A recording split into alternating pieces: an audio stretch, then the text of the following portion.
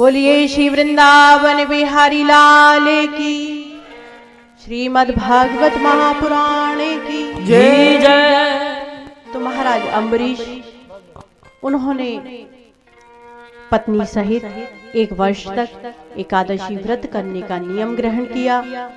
जब 1 वर्ष पूर्ण हुआ तब उन्होंने ब्राह्मणों की अनुमति से एकादशी का पारण किया, उद्यापन किया और द्वादशी तिथि जब आई तो उसको पारण करने लगे। किंतु उसी समय क्या होता है कि श्राप और वरदान देने में समर्थ दुर्वासा ऋषि जो है वहां आ जाते हैं। जब दुर्वासा ऋषि आए और देखा तो महाराज दुर्वासा ऋषि ने प्रणाम किया और निमंत्रण दिया कि आप आइए, आकर के आप हमारा आतिथ्य स्वीकार कीजिए। जब महाराज अम्बरीश ने विनय याचना की, दुर्वासा ऋषि ने कहा कि हे राजन, हम आपका निमंत्रण स्वीकार करते हैं, किंतु ऐसा है कि हम तब तक अपने नित्य कर्मों से निवृत्त होकर के आपके पास लौट कर के पुनः आएंगे, तब आपका आतिथ्य स्वीकार करेंगे। इधर क्या होता है कि जब महाराज अम्बरीश जो है ऐसे धर्म संकट में पड़ गए कि द्वादशी तिथि जो है वह 1 घड़ी शेष रह गई और उस द्वादशी तिथि में पारण करना भी आवश्यक है, और यदि पारण कर लेते हैं तो संत को दिया हुआ जो निमंत्रण है वह भी व्यर्थ है, पाप लगता है, दोष लगता है, क्योंकि मैंने उन्हें निमंत्रण दिया और उनको बिना प्रसाद पवाए खुद पा लेना यह भी दोष होता है।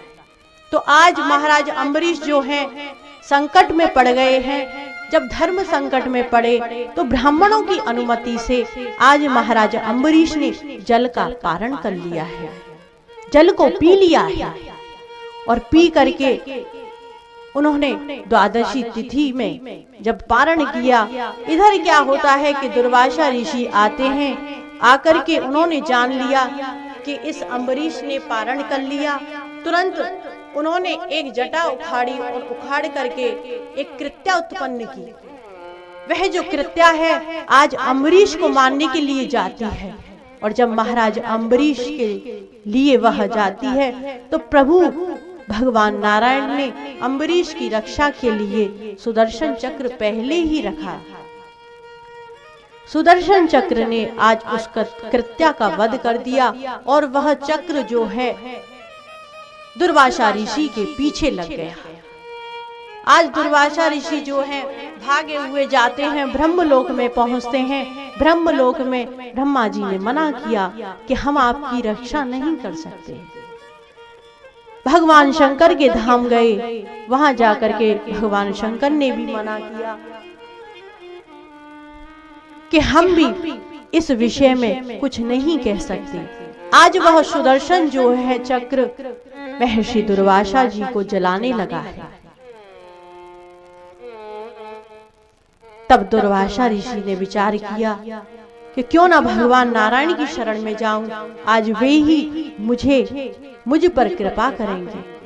तब अम्बरीश जो है भगवान नारायण की शरणागति ग्रहण करते हैं और प्रभु से प्रार्थना करते हैं, भगवान मुझे क्षमा कीजिए, मैंने बहुत बड़ा अत्याचार किया, ये आपका सुदर्शन जो है मुझको जला रहा है, प्रभु मेरी रक्षा कीजिए। तब लक्ष्मीपति वैकुंठ भगवान नारायण ने कहा, अहम भक्त पराधीनो, हे देवर्षि, हे दुर्वासा ऋषि, मैं भक्तों के अधीन हूँ, मुझ में तनिक भी स्वतंत्रता नहीं है, क्योंकि मेरे प्राण प्यारे भक्त जो हैं मेरे लिए सब कुछ छोड़ देते हैं, तो क्या मैं उनकी सुरक्षा नहीं कर सकता? यदि मैं उनके प्रति ऐसा व्यवहार नहीं करूंगा तो मुझसे ज्यादा और अपराधी कौन होगा कि जो भक्त मेरे लिए सर्व सुख छोड़ करके मेरी शरण में आ गया और मैं उसकी रक्षा ना करूं? ऐसे कैसे हो सकता है? तो आज भगवान नारायण ने कहा कि जिसका आपने अपराध किया है आप उसी अम्बरीश के पास जाइए और वहां जाकर के उनसे क्षमा याचना कीजिए, वही आपको क्षमा करेंगे।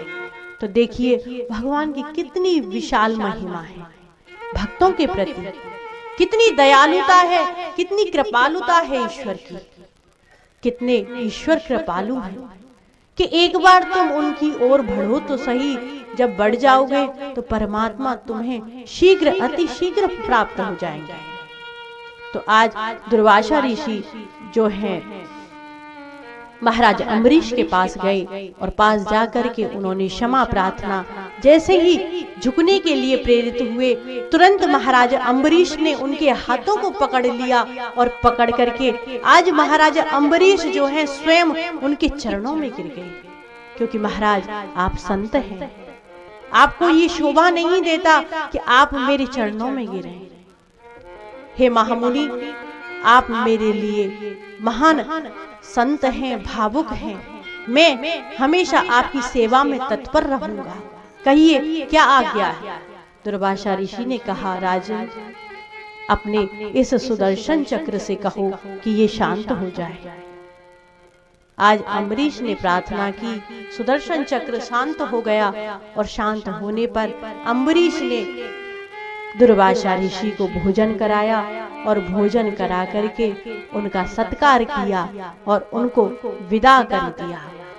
इधर श्री सुखदेव जी महाराज ने कहा, राजन जब तक दुर्वासा ऋषि चारों ओर गए थे पुनः वापस नहीं आए, तब तक महाराज अम्बरीश ने प्रसाद नहीं पाया था, भोजन नहीं किया था।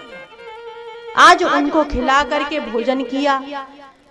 तो इस प्रकार श्री सुखदेव जी महाराज ने इस सूर्यवंश में ऐसे ऐसे महान प्रतापी राजा हुए जिन्होंने धर्म के लिए सब कुछ किया।